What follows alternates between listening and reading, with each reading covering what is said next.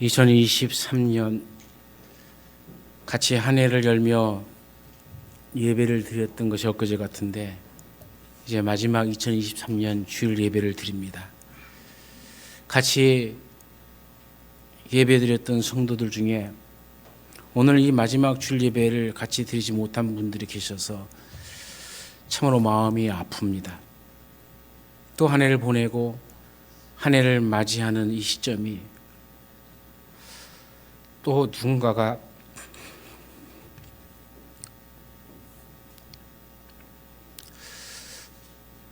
떠날까 봐 두렵기도 하지만 또 한편으로는 소망의 기대도 있습니다. 사람이 이 세상에서 제일 중요시 여기는 것이 무엇일까요? 아마 누구든지 그 정도의 차이는 있겠지만 아마 자신의 인생의 경험을 중요시 여길 것입니다.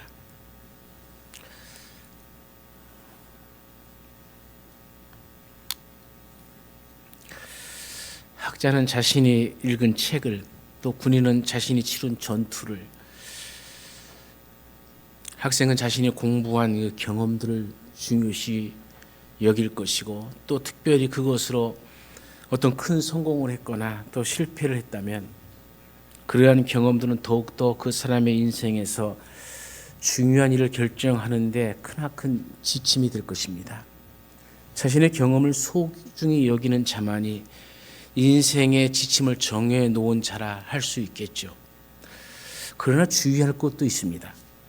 자신이 이러한 소중한 경험이 오기가 되어지고 교만이 되어져 버리면 그 사람을 실패하게 만드는 길이 될 수 있다는 것을 우리가 명심해야 됩니다. 오늘 본문을 보면 여호수아라는 사람이 나옵니다. 이제 이 사람이 인생을 마무리할 때가 되었습니다. 이 시점에서 인생의 뒤를 돌아보니 남겨놓은 백성들이 참 염려가 되어집니다. 이 백성들이 하나님을 바라보며 신앙생활에 전념할 것 같지가 않아 보여요. 신앙인의 삶의 모습이 그들 속에 그렇게 뚜렷하게 보이지 않는 겁니다. 이제 더 가르칠 수 있는 시간도 없고 힘도 없으니 이 집의 마지막 유언식으로 오늘의 말씀을 시작합니다. 오늘 14절 말씀에는 그러므로 라는 말로 시작하죠. 다시 말하면 지금까지 하나님이 어떻게 우리를 도와주신 것을 너희가 경험적으로 체험하였으면 이라는 그 말입니다. 요약하여 말하면은 오늘날 너희가 이 가나안 땅에서 사는 것이 너희의 힘이 아니라 하나님의 은혜로 말미암았다는 이야기죠. 하나님의 은혜로 말미암았다는 것을 믿는다면 제발 이제 마지막으로 부탁하는데 내 말을 명심하라. 신앙인으로서 이렇게 살아가야 한다는 부탁을 남깁니다. 여호수아가 백성들에게 남기는 마지막 부탁의 말은 무엇입니까? 그 첫 번째가 두렵고 떨리는 마음으로 하나님을 바라보라 라고 얘기합니다. 쉬운 얘기는 하나님을 경외하라 라는 말이죠. 오늘날 많은 사람들은 하나님은 사랑이시다라는 말을 너무 좋아합니다. 그런데 그 말씀만을 좋아하면 문제가 되어집니다. 이 말씀만을 너무 지나치게 치우치다 보면 우리가 놓치기 쉬운 하나님의 공의와 정의를 상실하면서 신앙생활을 할 수 있게 되어진다는 얘기죠. 물론 하나님은 우리에게 사랑을 베푸시는 분인 줄로 믿습니다. 그러나 여기에는 조건이 있습니다. 너희가 순종할 때라는 말이 조건이죠. 순종할 때를 다른 말로 쓰면 하나님의 뜻을 알 때, 곧 그 뜻대로 살고자 했을 때, 하나님과 동행할 때라는 말로 대체할 수가 있습니다. 이런 하나님을 경외한다는 것은 하나님을 좋아서 죽겠다는 말과 그러면서도 함부로 하지 않는 우리의 모든 행동을 말합니다. 그러니까 우리가 하나님을 경외하기 위해서 실천해야 할 일은 다른 신들을 제하여 버리고 여호와만을 섬겨야 된다라는 말씀이 되어지는 거죠. 우리가 우상의 문화 가운데 있으면 우상을 섬기는 방법대로 하나님을 섬기려고 합니다. 여러분 다윗을 보십시오. 다윗 시대 때 다윗은 유대한 하나님의 사람이었음에도 분명합니다. 그런데 하나님의 언약궤를 블레셋 땅에서 예루살렘으로 옮길 때에 블레셋 사람들이 소에다가 수레를 해갖고 거기에 법궤를 그냥 실어 보내니까 다윗은 그걸 그냥 그대로 받으려고 그러다가 소가 뛰놀고 그래서 그것을 떨어지는 법궤를 잡으려다가 웃사가 죽는 그런 불상사가 발생해 버리는 거죠. 우리는 우리 가운데 있는 온갖 문화의 우상을 타파해야 됩니다. 하나님의 명하신 방법대로 하나님을 섬겨야 될 줄로 믿습니다. 이것이 바로 하나님을 경외하는 것이죠. 여호수아는 이렇게 우리에게 얘기하죠. 너희 섬길 자를 택하라. 이스라엘 백성에게 여호와 하나님과 이방 신 중 하나를 택하라라고 명령을 합니다. 그러나 실상 여호수아의 마음이 원하는 것은 이 백성들이 오직 여호와를 택하여 여호와만을 섬기는 것을 원하는 것이죠. 여호수아는 백성들에게는 자율적인 선택을 유도하고 있지만 그 자신이 스스로의 결단을 보십시오. 얼마나 단호합니까? 그러한 그의 선언은 이미 수십 년 동안 지켜온 그의 경험적 신앙적 표현이었습니다. 이것은 백성들 앞에 내놓은 또 하나의 선악과도 같은 것이죠. 이 선언은 여호수아 자신뿐만 아니라 그의 가족이 함께 하나님만을 섬기겠다는 선언입니다. 이처럼 온 가족이 같은 신앙을 고백할 수 있는 일은 지도자로서 여호수아의 좋은 신앙적 모범과 배경이 됩니다. 그러기에 그는 주위의 분위기나 체면에 의존하지 않고 뒤로 서서 멀찍이 서서 따르는 것이 아니라 때로는 고독하지만 오직 하나님만을 바라보며 힘있게 앞서 나가고 지금도 마지막 순간에 힘있게 하나님만을 섬길 것을 다짐하는 것이죠. 여호수아의 신앙은 다수의 군중 심리에 좌우되는 것이 아닙니다. 하나님과의 1:1 관계에서 이루어진 체험적인 그 결정체가 여호수아의 신앙입니다. 이것이 바로 여호수아가 여호와를 경외하는 모습이죠. 우리가 어떤 하나를 선택하게 되어지면 다른 것은 자연적으로 없어지고 맙니다. 그러나 그것에 미련을 가지고 청산할 것을 청산하지 못하면 계속적으로 그것이 우리의 가시가 되어서 우리의 인생에 불현듯 찾아와서 우리를 찌릅니다. 때로는 이러한 일 때문에 사람들에게 욕을 먹을 수도 있죠. 예수를 꼭 저렇게 믿어야 되나? 예수를 믿어도 나는 저렇게 믿지 않을 거야. 너만 예수 믿냐? 예수는 꼭 그렇게만 믿어야 되는 것은 도대체 어느 나라 법이냐? 이런 온갖 말들이 난무하면서 우리를 하나님을 섬기는 바르게 섬기는 그 길에서 자꾸 유혹하고 자꾸 우리를 끄집어내려고 합니다. 주변의 사람들이나 그 환경이 나를 극소수의 편협된 사람처럼 몰아넣어도 여기에 굴하지 않고 여호수아의 신앙처럼 꿋꿋하게 바로 서 있는 믿음의 태도가 절실하게 필요한 시대가 오늘 이 시대입니다. 때로는 왕따가 될 수도 있습니다. 우리는 꿋꿋하게 왕따가 되는 한이 있더라도 자신의 믿음을 지켜나가야 됩니다. 여호수아 이런 권고가 있게 된 배경이 무엇입니까?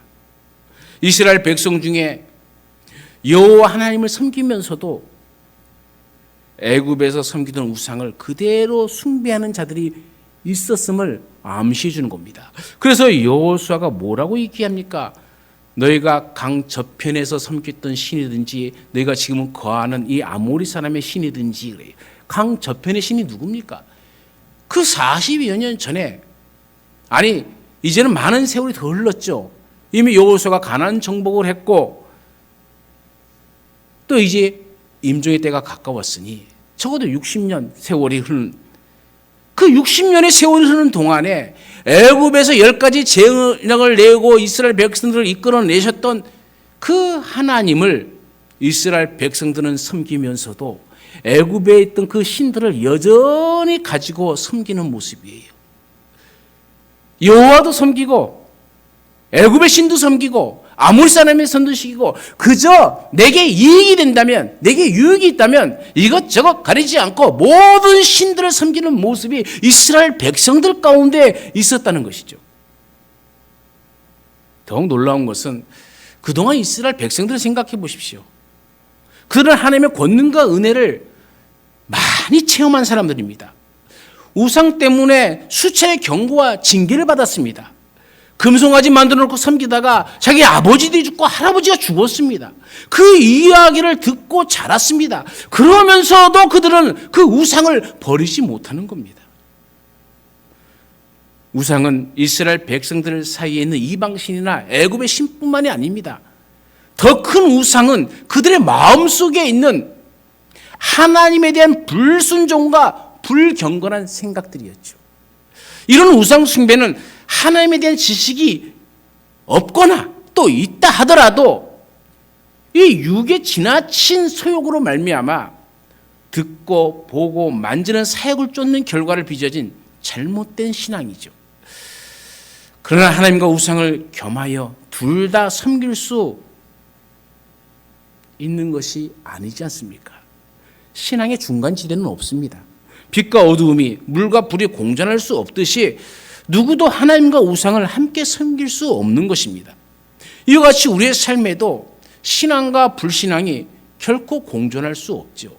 예수님은 마태복음 6장 24절에서 한 사람이 두 주인을 섬기지 못할 것이다 말씀하셨죠. 혹 이를 미워하며 저를 사랑하거나 혹 이를 중히 여기며 저를 경히 여깁니다. 이렇게 얘기합니다. 이것은 전혀 다른 두 가치관이 서로 충돌하고 갈등해서 그로 인한 혼란을 초래하기 때문에 두 신을 같이 섬길 수는 없죠. 결국 하나를 선택해야 됩니다. 다른 하나는 버려야 됩니다. 그런 의미에서 여호수아의 촉구는 매우 합리적으로 규결되어집니다. 오늘 우리도 여호수아가 걱정한 것처럼 두 사이에 끼어서 신앙생활하고 있지는 않은지요. 하나님도 물질도 다 섬기려고 하는 모습이 오늘 우리의 모습은 아닌지 다시 점검해 봐야 됩니다. 이제 말씀으로 다시 돌아와서 오직 나와 내 집은 여호와를 섬기겠노라. 이 다짐이 오늘 우리 가운데도 있기를 간절히 축원합니다. 두 번째는 하나님은 질투하시는 하나님임을 알아야 됩니다. 하나님은 모세에게 10계명을 주면서 그 세 번째 계명을 말씀하실 때에 너를 위하여 새긴 우상을 만들지 말라 하시면서 출애굽기 20장 5절에 뭐라고 얘기합니까? 그것들에게 절하지 말며 그것들을 섬기지 말라.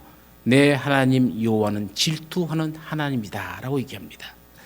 왜 이런 말씀이 등장합니까?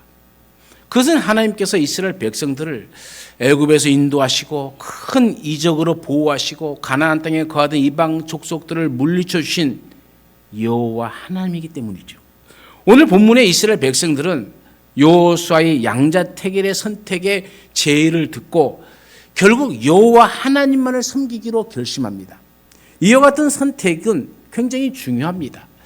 하나님만을 믿기로 선택한다는 이것은 두 가지 의미를 주는데, 하나는 내 자신이 누구인지를 깨닫게 되어지는 것이고, 또 하나는 하나님과 내가 어떤 관계 속에 있는가를 바르게 깨닫게 해줍니다. 하나님에 대한 신앙을 가지고 결단을 할 수 있는 사람들은 자신들의 삶 속에서 하나님의 섭리를 체험하고 은혜를 받고 그 은혜를 누리고 살아가는 사람이어야 가능한 얘기죠. 우리가 하나님을 사랑하며 그분을 경외한다는 것을 고백하고 내가 주님을 사랑한다 말하는 것은 우리의 삶 속에서 굉장히 중요한 위치를 차지합니다. 그런데 우리가 알아야 할 것은 하나님은 거룩하시고 사랑이 많으신 분은 분명하지만은 동시에 질투하시는 하나님이라는 것도 알아야 됩니다. 여호수아 24장 19절 말씀에 그는 거룩하신 하나님이시요 질투하신 하나님이라는 말이 다시 한번 등장합니다. 이어서 20절에 뭐라고 얘기합니까? 만일 너희가 여호와를 버리고 이방 신들을 섬기면 너희에게 복을 내리신 후에라도 돌이켜 너희에게 재앙을 내리시고 너희를 멸하시리라. 하나님께서는 이제까지 이스라엘 백성에게 축복을 내려주셨습니다. 이스라엘이 우상을 숭배하면은 하나님이 내려주신 그 복의 손길을 다 걷어버리시고 멸하신다라고 경고를 하십니다. 하나님이 거룩하시다는 것이 무슨 뜻입니까? 이 죄인과 구별되는 하나님의 절대적인 성품을 가리키는 말입니다. 그런데 그 하나님이 질투하시는 하나님으로 다시 등장합니다. 이 말은 하나님 외에 다른 것을 섬기는 것을 하나님은 용납치 않겠다는 말입니다. 그건 있어서도 안 된다는 얘기입니다. 다른 신을 섬기는 자들은 하나님이 미워하신다는 얘기입니다. 바로 이것이 하나님의 성품이죠. 사랑하는 여러분, 2023년 한 해를 뒤돌아봅시다. 우리는 얼마나 많이 하나님으로부터 떠나 있었습니까? 우리의 육신이 떠나 있었고, 마음이 떠나 있었고, 우리의 물질이 떠나 있었고, 우리의 삶이 떠나 있지는 않았는지요. 호세아 선지자는 이렇게 떠나 있는 우리에게 하나님의 마음을 가르쳐 줍니다. 우리가 살 길이 무엇인지를 알려줍니다. 호세아 6장 1절과 2절에는 이렇게 얘기하죠. 오라, 우리가 여호와께로 돌아가자. 여호와께서 우리를 찢으셨으나 도로 낫게 하실 것이요 우리를 치셨으나 싸매어 주실 것입니다. 여호와께서 이틀 후에 우리를 살리시며 셋째 날에 우리를 일으키시리니 우리가 그의 앞에서 살리라. 이제 2023년 마지막 주일 예배를 드리면서 우리의 삶의 방향을 돌이켜 하나님께로 나아가야 합니다.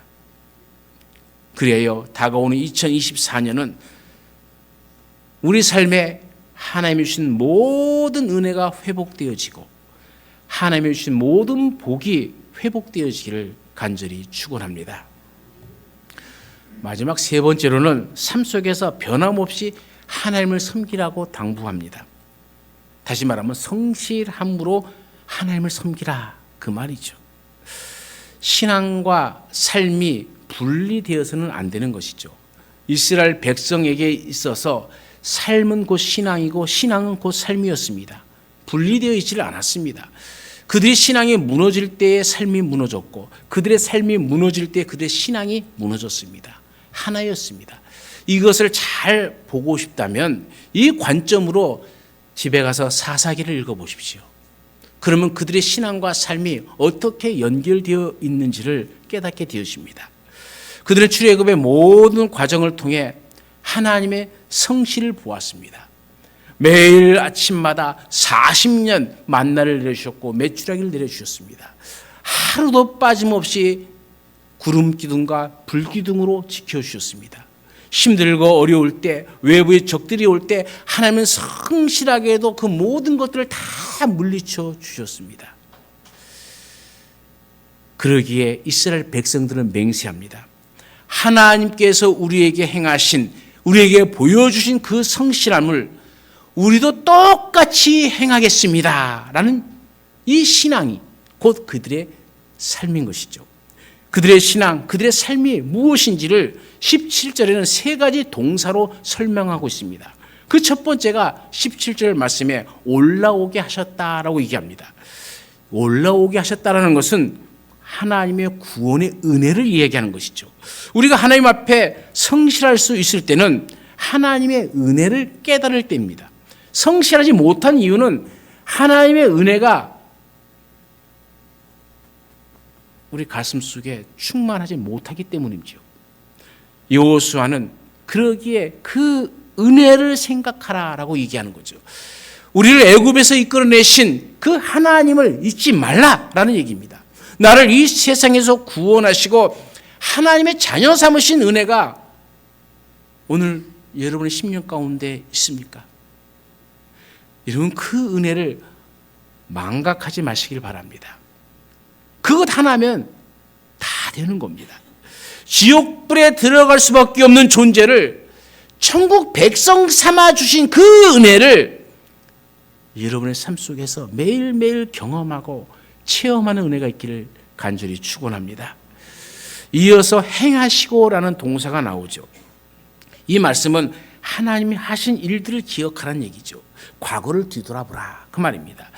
역사는 하나님이 하신 일들을 우리에게 잘 가르쳐 줍니다. 저는 역사 드라마를 자주 보는 편입니다.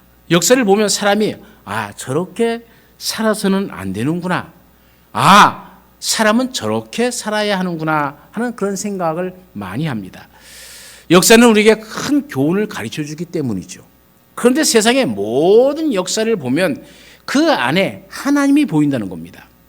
진화론자들은 모든 것을 우연이라고 말로 돌리지만은 믿는 우리들에게는 우연이라는 것은 없습니다. 모든 것이 하나님의 필연입니다. 하나님이 행하셨습니다. 오늘 이 시점에서 그것을 바르게 보는 시각이 필요한 것이죠. 역사를 영어로는 히스토리라고 이야기하죠. 이 말은 히스하고 스토리가 합쳐진 말입니다. 그의 이야기라는 뜻이죠. 그는 누굽니까? 바로 하나님이죠. 하나님, 그분의 이야기가 바로 역사입니다. 오늘 여호수아는 이렇게 말합니다.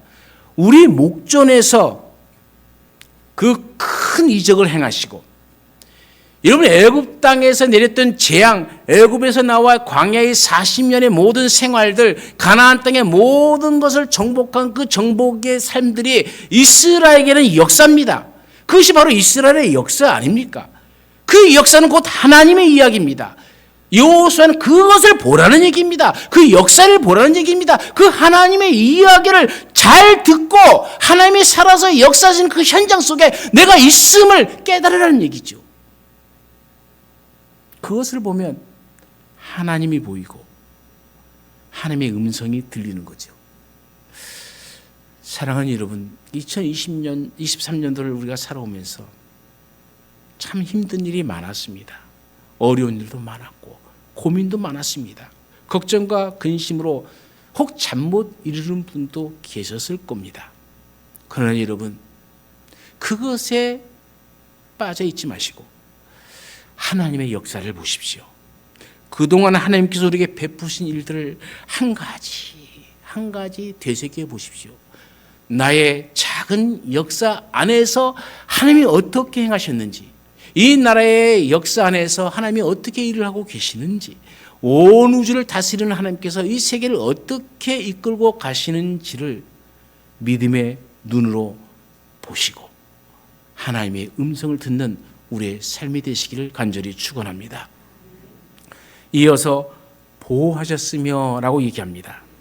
역사를 본 후에는 하나님이 우리에게 구체적으로 어떻게 보호하셨는가를 생각해 봐야 됩니다. 오늘 말씀에는 이렇게 얘기하죠. 우리가 행한 모든 길에서 우리를 보호해 주셨다는 얘기입니다. 나의 모든 인생의 고비고비마다 주의 도우심의 손길이 여러분 보이지 아니하십니까? 순간순간 도우시는 하나님의 손길이 비록 오늘은 보이지 않더라도 나의 과거를 회상해 보면 그 모든 길에서 도우신 주님을 발견할 수 있는 겁니다. 그 주님이 오늘도 우리를 보호하고 계시다는 이 사실을 믿으시길 바랍니다. 오늘 때로는 너무 힘들어서 고난 때문에 하나님이 보이지 않을 수도 있습니다. 그러나 그것은 오늘의 시점이고요. 오늘의 시점은 내일에서 보면 과거입니다. 미래에서 보면 과거입니다. 그 미래에서 오늘 뒤돌아볼 때 하나님이 어떻게 그 섬세한 손길로 우리를 인도하셨는지를 깨닫게 될 것입니다. 오늘도 하나님은 우리와 함께 하시는 줄로 믿습니다. 그리고 뭐라고 얘기합니까? 우리가 지나온 모든 백성들 중에서라고 얘기합니다. 하나님이 많은 백성들 가운데서 보호해 주셨다는 얘기죠. 하나님은 다윗에게 언약하기를 나는 그에게 아버지가 되고 그는 내게 아들이 되리니 그가 만일 죄를 범하면 내가 사람의 매와 인생의 채찍으로 징계하겠다라고 사무엘하 7장 14절에서 이야기하죠.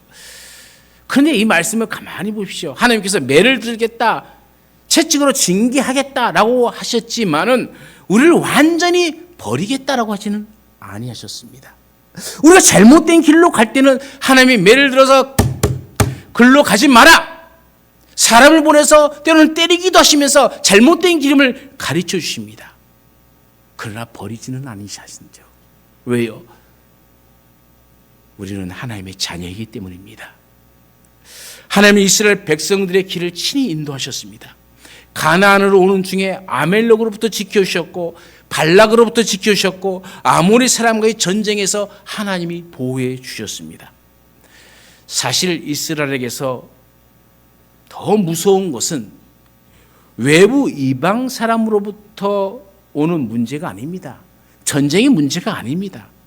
정말 그들에게 심각한 것은 불순종이 더 문제였고 원망과 교만이 더 문제였습니다. 여러분 생각해 보십시오. 출애굽기를 집에 가서 다 읽어 보십시오. 이스라엘 백성들이 전쟁 중에서 죽은 사람이 몇 명이나 되는가 헤아려 보십시오. 아이너에게도 전쟁에서 죽었다는 사람은 한 명도 안 나옵니다. 그런데 이스라엘 백성들이 왜 죽습니까? 왜 강에서 다 죽다고 얘기합니까? 그것은 내 마음속에 있는 불신앙, 그 불신앙으로 인해서 내 입술로 고백되어지는 원망과 불평 때문에 광야에서 다 죽었다는 거예요. 외부의 적이 문제가 아닙니다. 내 신앙, 내 안에 있는 이 불신앙이 문제라는 것이죠. 이것이 내 인생의 가장 큰 적입니다. 이스라엘은 자신을 지키는데 실패해서 더 많은 사람들이 피를 흘리며 죽을 수밖에 없었습니다. 오늘날도 하나님은 약속을 따라 우리를 외부의 그 모든 세력으로부터 지켜주실 줄로 믿습니다. 그렇다면 우리는 이제 우리 자신의 신앙을, 내 자신을 지켜나가는 것, 이것에 열심을 다해야 됩니다. 옛날에 영화 제목에 행복은 성적순이 아니잖아요 라는 영화가 있었죠. 이 영화를 보면 참 씁쓸한 부분들이 많이 나옵니다. 그런데 아직도 우리의 모든 문제와 행복을 성적에 두려워하는 부모들 때문에 자녀들이 죽어가고 있다는 거예요. 자신을 지킬 만한 힘이 부족하고 생각이 아직 성숙되지 못한 아이들에게 부모들이 아이들을 죽음으로 몰아가고 있어요. 여러분은 자녀를 키우면서 은연중에 또는 직설적으로 우리가 한 얘기들이 무엇입니까? 공부 열심히 해라. 인생의 행복은 공부 잘하는 것에 있다. 공부 잘하면 좋은 학교에 가야 된다. 좋은 대학에 가야 된다. 그게 인생의 행복이다. 좋은 곳에 취직해야 된다. 그게 인생의 행복이다. 좋은 배우자 이왕이면은 사자 들어가는 직업을 가진 사람, 목사 빼고. 그래서 의사, 검사, 변호사 이런 사람들을 사위 삼고 아들을 그렇게 만들어가고 또 며느리를 그런 사람을 얻으려고 하는 것, 그것을 인생의 성공으로 여러분 가르치고 있지 않습니까? 여러분 먼저 내 자신부터 신앙으로서 신앙 안에서 자기 자신을 잘 지켜나가길 바랍니다. 그런 후에 자녀들에게 자신을 신앙 안에서 지켜가는 방법을 가르친다면 그 자녀는 세상에서 한 번, 두 번 실패했다고 낙심하지 않습니다. 오히려 그 자녀들은 그 실패 가운데 더 하나님 앞에 붙잡힌 바 되어지고 하나님 안에서 더 행복한 인생을 살아가게 될 줄로 믿습니다. 내 자신을 겸손하게 하나님 앞에 내어놓고 무릎 꿇고 기도하는 부모의 모습을 보여주십시오. 그러면 자녀는 반드시 믿음의 승리자가 될 줄로 믿습니다. 2023년도에는 뒤돌아보면 우리가 매맞을 짓을 참 많이 했습니다. 그러나 하나님은 우리에게서 은총을 완전히 거두지 아니하시고 다시 한번 기회의 날을 주셨습니다. 선지자 나단을 통해서 주시는 말씀이 무엇입니까? 내 집과 내 나라가 내 앞에서 영원히 보존되고 내 왕위가 영원히 견고하리라. 여러분 이 말씀을 우리가 다시 붙잡고 일어나서 다가오는 2024년도에는 이 약속의 은총을, 이 영원하신 복을 누리시는 우리의 삶이 되어져야 합니다. 이제 말씀을 마치려고 합니다. 하나님께 예배하는 자는 영과 진리로, 옛적 성경에는 신령과 진정으로 예배하라 라고 말씀했죠. 진정이 무엇입니까? 거짓이 없는 참된 정의나 애틋한 마음을 가르치죠. 오늘 우리를 뒤돌아봅시다. 나의 인생의 신앙을 뒤돌아봅시다. 하나님에 대한 이런 마음, 진정, 거짓이 없는 참된 정으로, 애틋한 마음으로 하나님을 사랑해 본 적이 있습니까? 하나님의 마음이 얼마나 아프실까 하면서 하나님의 마음을 한번 헤아려 본 적이 있으십니까? 우리의 대부분이 그렇지 못하게 살아갑니다. 그렇기 때문에 우리 기도의 대부분의 내용이 뭡니까? 거의 다 하나님 이것저것 주시고요, 이것도 주시고요, 저것도 주시고 모두 다 주시고요, 복도 더 주세요. 그것이 우리 기도의 전부가 아닙니까? 우리가 우리의 마음에 하나님을 품어야 합니다. 이것이 진정입니다. 하나님의 뜻을 아는 것, 거짓이 없이, 나의 사심이 없이, 하나님은 내가 이렇게 했을 때 얼마나 가슴이 아팠을까? 내가 이렇게 행하면 하나님은 얼마나 기뻐하실까? 그것만 생각하는 겁니다. 다른 생각하지 마세요. 그 생각만 가득한 것, 이것이 진정이고 이것이 바로 경배인 것입니다. 오늘 말씀은 무엇이라고 얘기합니까? 너의 마음을 이스라엘의 하나님 여호와께로 향하라. 이 말씀이 2023년 마지막 주일 예배를 드리면서 저와 여러분에게 주시는 하나님의 말씀입니다. 주신 말씀을 기억하시고 미흡한 것은 채우시고 잘못된 것은 회개하시고 이스라엘 백성들처럼 우리가 결단코 여호와를 버리고 다른 신들을 섬기기를 하지 않겠습니다라는 고백이 오늘 우리의 고백이 되어서 2024년의 신앙의 삶을 잘 마무리하시고 다가오는 2024년을 감사와 기쁨과 소망 가운데 맞이하는 우리 모두가 되시기를 간절히 축원합니다. 우리 가운데 함께 하신 하나님, 인생의 마지막이 누구에게나 다가옵니다. 우리의 삶의 한 해를 마무리하면서 또 우리의 인생도 어떻게 마무리할까를 생각해 봅니다. 여호수아를 바라보면서 오직 하나님만을 섬기라는 것을 명령하고 또 그렇게 살아왔던 모습이 오늘 우리 마음판에 새겨집니다. 그리고 이스라엘 백성들처럼 우리가 결단코 여호와를 버리고 다른 신들을 섬기지 않겠습니다라는 이 고백이 오늘 우리의 고백이 되어서 다가오는 2024년도에는 더 열심으로 주를 향해 살고 주님의 마음을 품고 우리 마음속 가득히 어떤 일을 만나든지 어떤 일을 행하든지 하나님이라면 어떠하셨을까? 예수님이라면 어떻게 이것을 하셨을까? 하나님의 이 일을 기뻐하실까? 하나님 이 일을 내가 했기에 하나님의 마음은 얼마나 아프셨을까? 내 심령이 하나님으로 가득 채워지는 시간이 되게 하옵소서. 언제나 함께 하시는 예수님의 이름으로 기도드리옵나이다. 아멘.